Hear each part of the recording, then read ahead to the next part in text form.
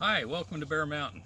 Well, here we are, 5 days after we did our ranunculus film. We've already harvested a lot. We got more to harvest, but now we have another project to do. Remember, if you watched the last video, be sure to check it out, our ranunculus story, the full story. We showed you the snapdragon bed. These are the overwintered snapdragons, and they are now at a point where they're starting to stretch. We need to put the net over it.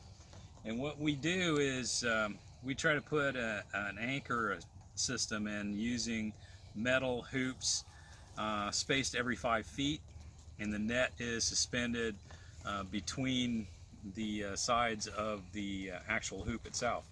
And that then it'll be put just basically right above the snapdragons, and they'll grow through it, and it'll give it support and keep them from snapping off. Now, all these snapdragons for the most part have been pinched, so you'll see that a typical snapdragon plant could have possible, like this plant as an example, has 6 possible stems on it. This one here is about the same, so they're all pretty close to 6 stems, and with the exception of we always miss at least one. That guy never got pinched, and so he's only going to have one. They're already starting to stretch, and in some cases, not this variety, but when you go further down, you can actually begin to see the bud formation beginning on it. So these guys are going to grow rapidly. In a couple of weeks after we put this net on, they'll be like this tall. They'll be probably double the size they are right now. And then we'll start harvest on these guys. Probably, we were hoping for Mother's Day. See how that goes. It's about a month away, and so it might be possible that some of the varieties you can see are a little more robust towards the center here. These are the trumpets. This group right in here are chantillies, and so they're not as robust as the trumpets. This is the last of our trumpets. I think this group right here is the tangerine, and you can see that these guys are monsters. And we were looking at the chantilly pinch, and you're saying, oh, there's about 6 stems on a plant. This is one of the trumpet tangerine guys. 1, 2, 3, 4, 5, 6, 7, 8, 9 stems. You know why they discontinued this variety? I don't know, but it is just a monster productive variety for an open face, and it's really going to be sad to see it go. These are all open face. Yeah, this whole row is all open face. We did not plant any overwintered standard snapdragons this year. So, but we have a bunch of different colors. We got the tangerine in trumpet. We have the rose pink in trumpet. We've got a pure white chantilly. We actually got the chantillies in colors this year. We got pure white. We got, I think there's Butter a yellow, butter yellow, and there's like a salmon in there salmon too. and coral, And and a coral, light yeah. pink. And light pink. Okay, so we're getting most of the colors covered except red. Nobody wants red. No, we don't. We have red seed, but we didn't plant it because nobody wants it. Yep. But could plant it maybe this fall. Give it a try and see if we can plant it this fall.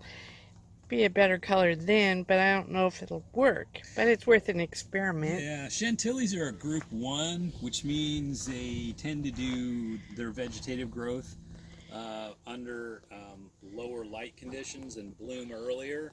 So they'll get their stretch under the, going into the long day. As opposed to, we're not sure if it'll work the same way if you plant it in the long day going into the short day, whether you'll get a decent stem or whether it'll just be a real floppy plant. If it works, it'd be pretty cool. We have, mostly for our fall snaps, we usually use a group 2 because that's kind of like on the borderline. It's semi kind of long day, but it kind of functions pretty well going into the short day too. And group 3s really don't, they're really basically a summertime, early midsummer type. And group 4, if you're lucky, we can't do group 4s here because we get just way too hot during the day, way too cool at night. In our location, now other people in the valley are able to do this, but in our location, we get a lot of rust. And so those guys are group fours like rockets and things like that are just rust magnets, and so it doesn't really work out for us. So our Snapdragon season starts early May, goes to mid-July-ish, and then we pick it up again in late September, early October, and kind of carry that through the end of October, maybe as far as the first week in November. And that's kind of like our Snapdragon season. You know, it's everything around is contextual. It kind of depends on your farm, depends on, you know, just the conditions. Other people can raise Snapdragons all the way through the growing season and they have no issues whatsoever. Some people, you know, it has to do with, you know, your site. So we're going to start the process, put a hoop down at one end, and then begin to unroll the net. It's a two-person job, so what we're going to do is we're going to take a little break, do a bit of it, and we'll come back and talk and show you how it looks. We'll have lots of stills through the course of the film, so you can kind of see, you know, how it's being put together. We'll just do it a section at a time all the way down. So let's get started.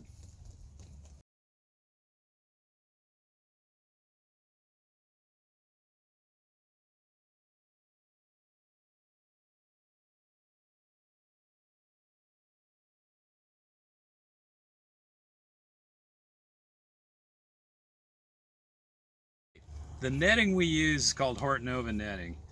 Now, this is actually metric, so it doesn't translate exactly perfect, but each one of these squares is approximately 6 inches. This net is 4.92 feet wide, so let's just say for argument's sake it's about 5 foot. We are going to be stretching this probably close to a little bit more than 4 feet wide, so we're going to put each hoop through probably not the outside one but the inside one on each side, so there'll be a bit of a hangover. We'll try to stretch it to get it tight. It might be just kind of depends on how it goes, but it'll be somewhat stretched tight this way, and then we'll stretch it in between as we go down the row each hoop. So the idea is that we keep the net as centered as possible over the actual snaps itself. You can get this netting from most garden supply places. This particular version of it, I think we got it from groworganic.com down in California. We'll leave a link down in the show notes for it. I think Johnny sells it. So I mean, it's available out there. And I think we bought this particular version a while back, so hopefully I think there's other sizes out there too. It might be more beneficial to somebody doing like a 30-inch rows or something like that. Certainly you would need to get something that's 5 foot wide. So let's start putting it on. First thing we'll do is we'll anchor it on the end and then just gradually roll the netting out and hook it onto each of the hoops.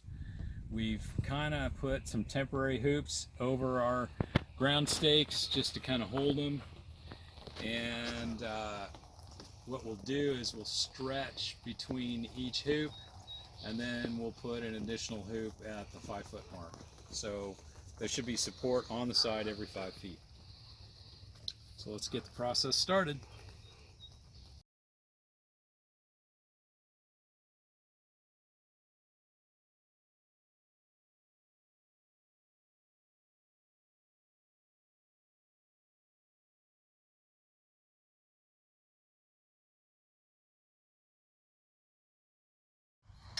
Okay, we've gone through, we've just kind of got our net roughed out of how it's going to go over the row.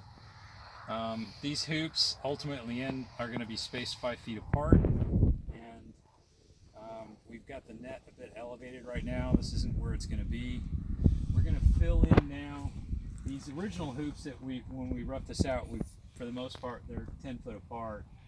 And so what we're going to do now is we're going to start at the front end back here, all the way up to the front, and we're going to start stretching the net every 5 feet and put in the last of the hoops, And eventually we'll work that slack out of the net all the way down to the end, and then have kind of a tie off with two small T-posts in the back end. Now these are T-posts are not traditional. They're basically garden stakes that you can get that are about 3 foot or so. But they're really great for just, you know, sticking at the end of the row and then wrapping the excess net around it to kind of keep the tension going. Ultimately, this is going to be really close to the top of the plants as they sit right now. We don't want to get it inside the plant at this point. The plants are pretty succulent, so if you start messing around trying to put tuck net into something, you don't need to, but if you're trying to do it, you're going to end up snapping off lots of branches and stuff like that. So the idea is this is going to give support as these things begin their stretch. And so we're going to have it roughly, it'll be probably pretty close to about 5 or 6 inches above where the plant is right now. So it'll grow through it and it'll get support. These snapdragons are going to be pretty tall. The Chantilly's, our past experience has been, the inside of the tunnel here is about 7.5 foot. And we've gotten these guys easily up to 6 foot. Obviously you don't sell them with a 6 foot stock on them, but they'll easily get, you know, this high. And so we only use one level of net support, but I think with the spacing at 5 feet, that should be good enough. Other people, you know, you might feel more comfortable putting another second layer of net in there, but we've also kind of experienced with the more layers of net you put on, the more difficult it is to harvest, to get it out without, you know, causing some damage to the plant or to what you're trying to harvest. So that's why we're just going to go with one. So let's do the next step.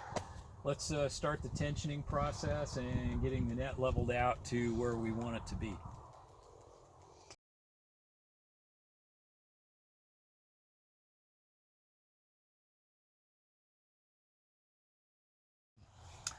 Okay, so we got all the hoops down.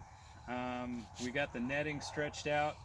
Now when you look down, we didn't use any alignment string, so there's a little bit of a wow in it. And that's, you know, I guess you could say crooked people doing a crooked thing. Nah, not really anyway. What we do have here is pretty good tension in between the individual hoops, and it's adjustable slightly if you need to. Move it up a little bit or move it down a little bit depending on how things are going. And as you can see, it's just basically right above the majority of the plants. Some of the plants are a little taller than others and they were already poking through, but we didn't do any damage on it because we start high and gradually lowered it down. So the actual netting is pretty tight, and they should do a pretty good job of holding these guys in place. It doesn't get windy in here, so we should be good. But we've had them tear it down before. We have. First year we did it, we had the spacing on the hoops. I think it was 8 feet, and we thought, oh, that would work. No. 5 feet's pretty good, and in some cases, if we need to, we may take some straight pieces of conduit and put it in between and kind of stretch it even a little tighter. It just kind of depends on how much weight we see start happening in here. If it looks like it's starting to lean or something like that, before it really does lean, we'll put some extra stakes on the in-between. But that's just going to be kind of a, you know, see how it goes type thing.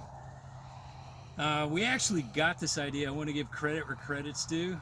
Got this idea from Chris Benzakine, Floret Farms. He showed this in a series of photographs or postings. Can't remember exactly where, but I think it was on their blog. They showed how they were doing their snapdragons, and this was kind of what he had come up with, and I think it's a really great idea. So kudos to Chris for coming up with this methodology, and it really works pretty well. We haven't, you know, the majority of what we've had now that we put it on the tighter spacing, we haven't had any losses or anything. So things are looking good for the winter snaps. Anyway, please be sure to check out some of our other videos. We have other content on other things that are going on here at the farm. And hit the subscribe button if you don't see it down in the left hand corner. Usually there's a little watermark to subscribe now. We finally figured out how to do that. So that's down there. You can always hit that at any time. Or at the end of the video, be sure to hit the logo. That's subscribe. We do appreciate the people who subscribe and do appreciate people viewing the videos. So be sure to check out our other playlists. We're also on Facebook, Instagram, and a little bit on Twitter. But mostly, really a lot of Instagram. So be sure to check out our Instagram on that. And I want to thank you today for watching, and I hope you guys have a good day.